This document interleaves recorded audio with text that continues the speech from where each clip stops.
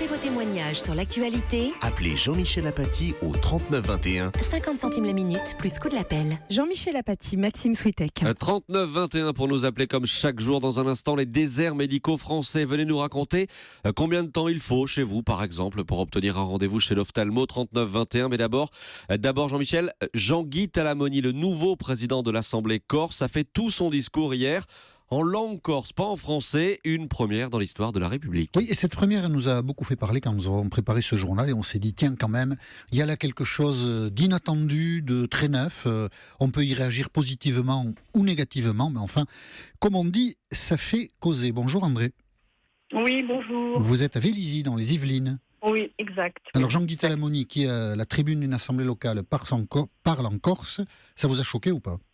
Moi, j'ai été choquée, dans la mesure où M. Talamoni s'est exprimé dans l'Assemblée régionale de Corse, qui va gérer les affaires de la région, laquelle région va être française jusqu'à nouvel ordre, que ça plaise ou non. Cela dit, évidemment, on sait combien la culture corse est forte. Je suis bien placée pour le dire, puisque mon père est corse. D'accord. Et combien l'identité aussi est forte. Et c'est pas un hasard si la langue, c'est quand même un élément majeur de l'identité. Et le fait, si vous voulez, pour aller vite, si vous voulez, je vais vous dire pour moi que la langue est vraiment un élément très important de l'identité. C'est pour moi un peu comme la religion, si vous voulez, c'est un truc, on parle chez soi en Corse, on parle en corse, bon, pourquoi pas, tout comme on pratique sa religion chez soi et pas dehors, mais dans une assemblée régionale de Corse, laquelle Corse, je crois, depuis le XVIIIe siècle, est quand même rattachée à la France. Qu'on le veuille ou non, de toute façon, on sait aussi combien il y a eu de fonctionnaires français qui sont corses.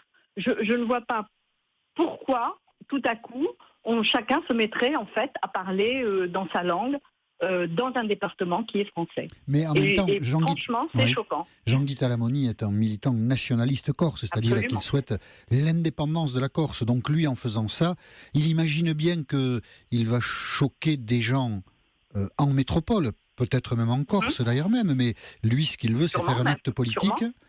Et s'il a pu le faire, c'est parce que des gens ont voté pour lui.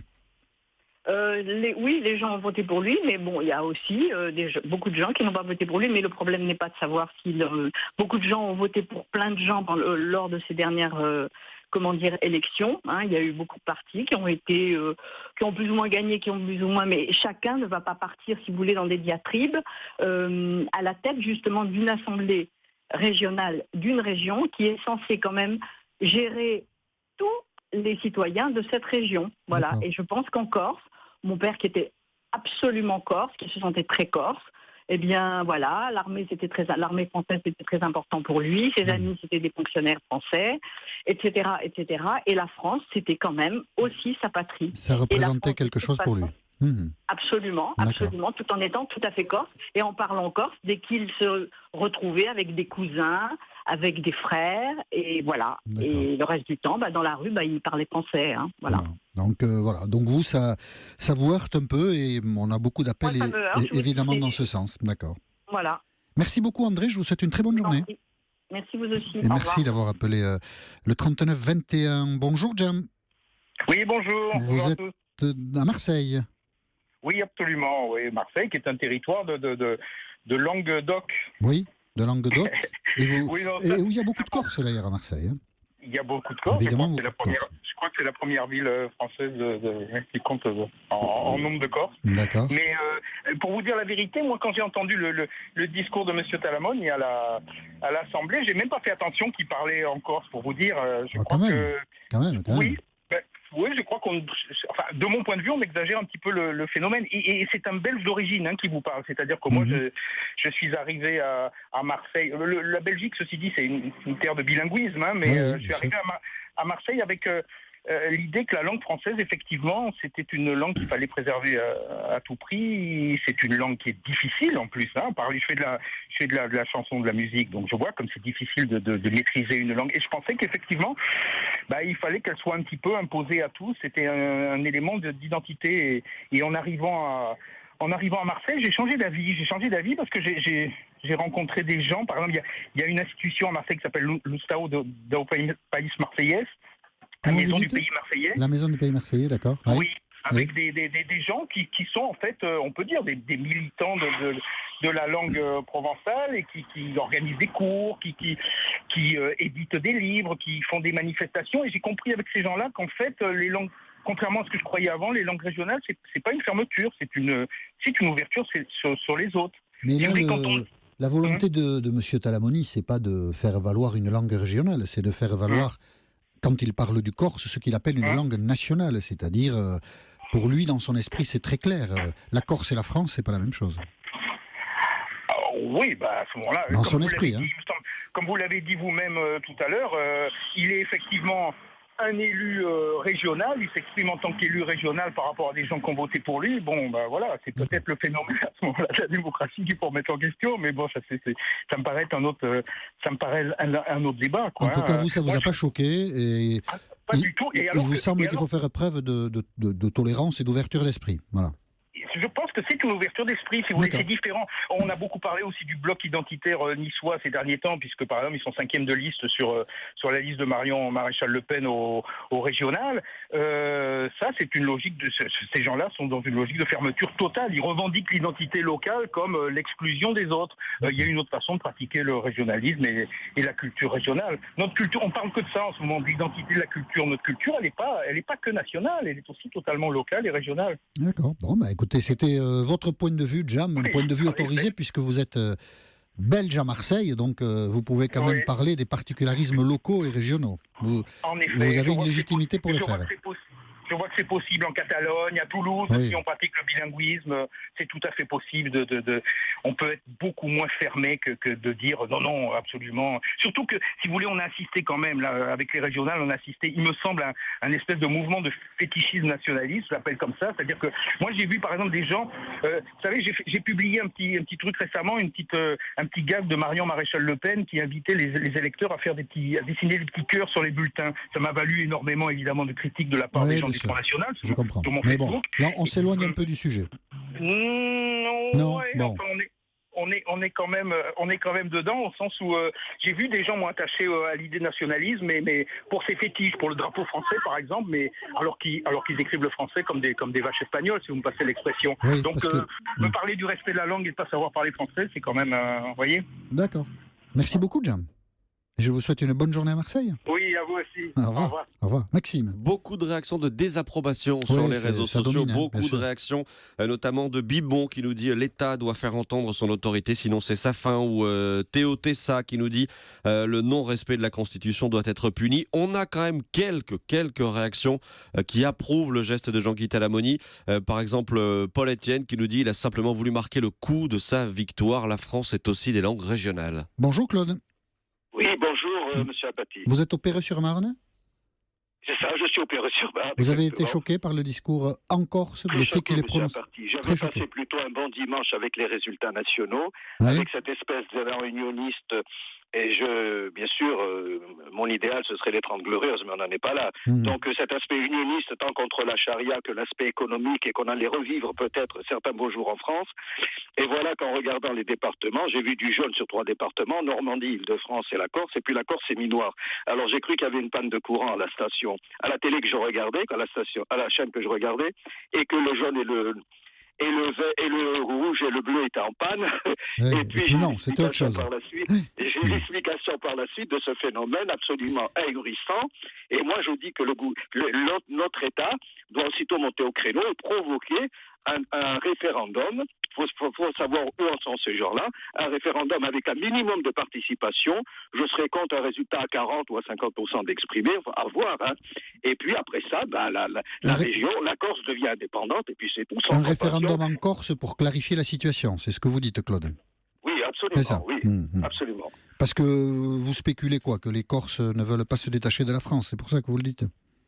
Je ne sais pas, si un référendum avec un minimum de participation et uniquement avec les gens, vous pensez quoi, vous, avec les gens qui ont leur carte électorale en Corse ou avec tous les gens d'origine corse, du concitoyen qui sont sur le territoire, non, mais quand vous dites ça, la donne. Oui, non, quand vous dites ça, vous pensez que les Corses ne veulent pas se séparer de la France, c'est pour ça que vous dites... Je ne suis pas présomptueux à ce point-là. Moi, je crois, et je serais choqué si elles s'en séparaient. Et je crois que la majorité ne veut pas s'en séparer. Et là, on est dans l'ambiguïté parfaite, on est dans on est dans l'insulte, je serais très dur envers ce monsieur, et le monsieur d'avant a parlé de dialecte, de patois, peu importe, hein, on est en France et puis c'est tout, hein, les deuxièmes langues sont admises, je crois, dans certaines régions, hein, Oui, mais on n'a pas à intervenir nationalement avec un patois ou un dialecte. D'accord. Bon, eh bien, écoutez, pour la formulation ou pour la proposition du référendum, on verra. Je doute qu'elle soit suivie des faits, mais après tout, c'est une idée. Merci beaucoup, Claude, de nous avoir fait part de vos sentiments sur cette question. Jean-Guy Talamounis s'exprimait à Ajaccio, en Corse. C'est la première fois dans une assemblée locale qu'un élu le faisait. Donc, du coup, on peut dire qu'il y avait débat. Et ce débat, nous l'avons mené sur l'antenne d'Europe 1. Maxime ? Et je rappelle que Jean-Guy Talamounis sera demain l'invité de David Abiker à partir de 9h sur Europe 1 dans C'est arrivé cette semaine. Nous poursuivons notre dialogue. À tout de suite. Pour apporter vos témoignages sur l'actualité, Appelez Europe 1 au 39 21. 50 centimes la minute plus coût de l'appel. Jean-Michel Apathy, Maxime Switek. Et avec vous, nous parlons au 39-21 des déserts médicaux. C'est un reportage qui nous a fait réagir, reportage de notre correspondant européen à Lille, dans la région du Nord-Pas-de-Calais, Lionel Gougelot. Reportage dans le Pas-de-Calais, justement, où des patients arrivent chez leur ophtalmo aux alentours de 3h, 4h du matin, tout simplement pour avoir droit à une consultation. On appelle ça un désert médical. Bonjour, Gabriel. Bonjour, monsieur Apathy. Vous êtes à la souterraine dans la Creuse. Oui, c'est ça. Vous êtes dans un désert médical, vous avez du mal à avoir des rendez-vous avec les spécialistes. Ça, monsieur Apathy. Je suis tireur sportif. Vous êtes, pardon ? Et j'avais besoin de refaire mes Tireur verres. sportif. Voilà, j'avais besoin de refaire mes verres pour aller au championnat de France. Et je me suis pris suffisamment à l'avance avec mon ophtalmo. Oui. Il me fallait entre 7 et 8 mois. Ah oui, c'est ça. Donc c'est très simple, j'ai pris le taureau par les cornes. Je suis allé voir mon oculiste qui m'a dit je peux vous faire la même chose sauf le fond de l'œil. D'accord. Alors j'ai estimé que le fond de l'œil ça pouvait attendre 8 mois. Il m'a fait mes verres en 3 jours, pardon. Et je me suis fait rembourser une partie par la mutuelle. Alors le choix que j'ai fait, c'est où je paye un tout petit peu et j'ai mes verres en 4 jours ou 3 jours, où j'attends, tout est gratuit et j'attends 8 mois. Oui. Donc voilà, c'était un choix. C'était un choix. Attendre 8 mois, c'est quand même un peu... Enfin, on n'a pas envie, quoi. Effectivement, je suis en Creuse, hein, je vous le dis carrément. C'est pas un désert médical, mais enfin, c'est la Creuse. Oui. Et alors ? Voilà. C'est un beau pays, mais tout le monde n'a pas envie, c'est bête d'ailleurs, de venir s'y installer. C'est difficile. C'est un choix puisque je suis à Savoyard. Bon. Oui, non, mais je pensais aux professions médicales. C'est-à-dire que... Absolument, tout à fait. C'est un choix, mais on est obligé de prendre parfois une variante. Oui. Et je pense que cette variante qui m'a été proposée par l'oculiste est très sincère et je trouve que c'est honnête de sa part. D'accord. Voilà. Et bien sûr, il n'est pas... je sais pas comment dire, quand on vous dit qu'il faut attendre aussi longtemps, enfin vous n'avez pas beaucoup de ressources, vous êtes obligé quand même de vous soumettre à ce que vous disent les spécialistes. Vous n'avez pas beaucoup de choix. Maxime. Tout à fait. Simplement, c'est que je suis obligé de me soumettre à ce que disent les spécialistes, mais il faut pas oublier une chose, c'est que la plupart des ophtalmos, j'en ai connu quand même 5 dans toute ma carrière, la plupart, enfin 4 sur 5 m'ont dit on ne prend plus de nouveaux clients. C'est pas ça le fait qu'ils en manquent, c'est qu'on ne prend plus de nouveaux clients. Alors qu'est-ce que vous voulez faire ? Vous allez à Limoges, vous allez à Grenoble, vous allez à Montluçon, vous allez... Voilà. Oui. Maxime, mais vous attendez quand même 7 mois. Il faut attendre. Un message, Gabriel, qui va peut-être vous faire réagir. Message de Jérôme sur Twitter avec le hashtag 1midi. Il s'adresse à nous, Jean-Michel, et à moi, et il nous dit arrêtez de parler des déserts médicaux, ce sont des déserts tout court dont l'État s'est retiré bien avant les médecins. Est-ce que vous êtes d'accord avec ça, Gabriel ? Au niveau médical, j'avoue que je l'ai vécu. J'étais dans une profession qui ne consiste pas à se plaindre, donc on se contentait un peu du peu qu'on avait. Mais maintenant que je suis avec mon épouse dans cette région, je m'aperçois effectivement qu'il n'y a pas que l'ophtalmo, hein. Il y a aussi les pédologues, il y a voilà. Et puis je pense aussi que le message voulait signifier que les services publics aussi n'étaient pas très présents dans ces zones-là. Désert médical, le terme est un peu restrictif. Je pense que c'est un peu restrictif. Vous avez absolument, monsieur Apathy. Merci beaucoup, Gabriel, et je vous souhaite une bonne journée Merci beaucoup. À la souterraine dans la Creuse. Bonjour, Claude. Bonjour, Claude. Allô ? Oui, bonjour, Claude. Oui, bonjour, monsieur. Bonjour, je vous écoute. Vous m'écoutez, c'est gentil. Moi aussi, je vous écoute. Vous êtes à Laon, dans l'Aisne. C'est cela même. Baissez votre radio, s'il vous plaît. Ah oui, il y a un écho, voyez. Il y a un écho. Alors, j'arrête. Ah, vous arrêtez pas tout, vous arrêtez la radio. Voilà. Et donc, vous aussi, vous mettez beaucoup de temps pour avoir un rendez-vous avec un ophtalmo, un spécialiste. Il faut compter 5 à 6 mois pour avoir un rendez-vous avec un ophtalmo, mais quels que soient aussi les spécialistes, puisque dernièrement, j'ai pris un rendez-vous avec un cardiologue, il faut attendre un peu plus de 5 mois. Ah oui, quand même. Il ne faut pas être... parce que, bon, un ophtalmo, on peut peut-être attendre. Un cardiologue, quelquefois... Voilà. En cas d'urgence, c'est la question que je me suis posée. Comment fait-on en dehors des urgences de l'hôpital et encore à condition qu'on y soit reçu? C'est angoissant de vivre sans doute dans un tel...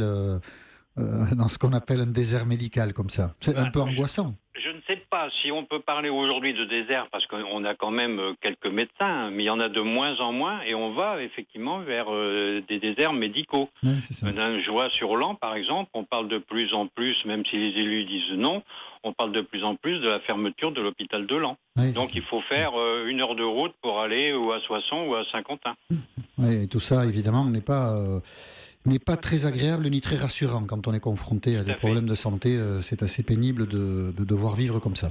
Bien sûr. Très bien. Bon, vous avez toujours de l'écho. Alors, je ne sais pas, vous avez peut-être baissé la radio, mais pas assez. Je l'ai arrêté. Vous l'avez arrêté. Mais donc, il y a un écho à Laon, dans l'Aisne. Voilà, on ne sait pas. C'est un phénomène naturel. Voilà. Merci beaucoup, Claude. Prie, Je vous souhaite une bonne journée. Pour vous de même, merci. Maxime, quelque chose à ajouter? Une toute petite blague. Oui, allez-y, je redoute. Non, vous allez voir, allez-y. c'est mignon. C'est ouais. ATE qui nous envoie ça. Il nous dit le temps d'attente est tellement long que pour le diviser par 2, je ne prends rendez-vous que pour un œil. Voilà. Et ça vous a fait rire? Oui, ça m'a fait rire. Très bien, il est bon public, Maxime. Merci à tous ceux qui ont appelé le 3921 et nous reprenons ce dialogue. Vous savez quoi?